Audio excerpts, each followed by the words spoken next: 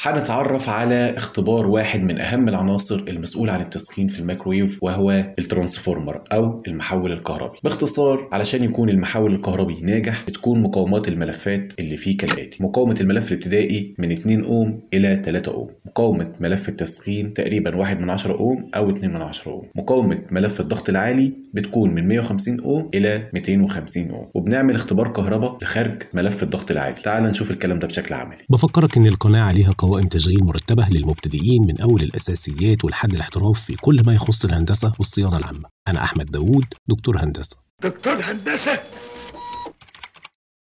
ببدأ أجيب الآفو بتاعي وبقيس مقاومة الملف الابتدائي. أدي طرفين الملف الابتدائي. مقاومة الملف الابتدائي 2.6، ف2.6 يعني الملف الابتدائي كده مظبوط. طبعا عشان تكون عارف الملفات دي بالتفصيل ارجع للفيديو بتاع دايرة التسخين في الميكرويف.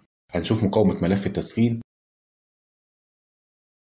هنلاقيها 1/10 أوم تقريبا، برضو كده مظبوط. طيب هنا في ملف الضغط العالي، ده الطرف بتاعه على الشاسيه،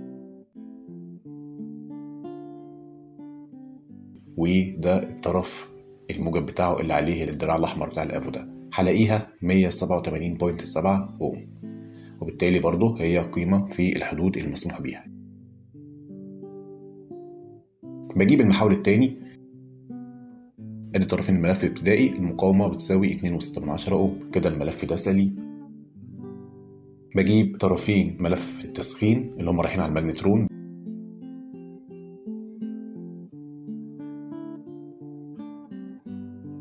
بلاقي ان المقاومة 1/10 أوم، يبقى برضه الملف ده سليم.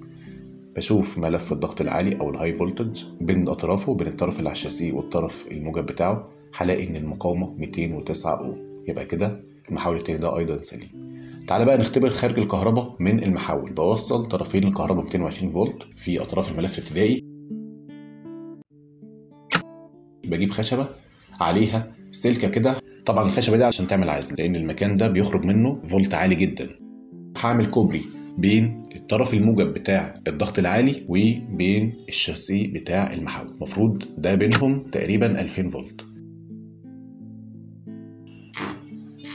بتشوف طبعا النار دي والصوت ده الفولت اللي خارج اللي هو 2000 فولت هو اللي بيعملوا الكلام ده، يبقى خارج الفولت العالي بتاع المحول ده المسؤول عن التسخين سليم. طبعا يعني محتاج انا أأكد عليك جدا انك تاخد بالك في الاختبار ده. الاختبار ده الى حد ما خطير، يعني لازم تكون مأمن نفسك كويس وبعيد عن المكان اللي بيطلع منه ال 2000 فولت دول. هشوف بقى المحول التاني بنفس الفكره، بوصل الطرف الموجب بتاع الهاي فولتج وبحط طرفين الكهرباء في الملف الابتدائي، بعمل الكوبري، بلاقي النار طالعه برضو، وبالتالي المحول ده ايضا سليم. ارجوك ما تنساش والدي من صالح دعائك، ولو استفدت مني حاجه يا ريت تدعي لي وليك بالصحه والستر وراحه البال والهدايه للطريق الصحيح والمستقيم.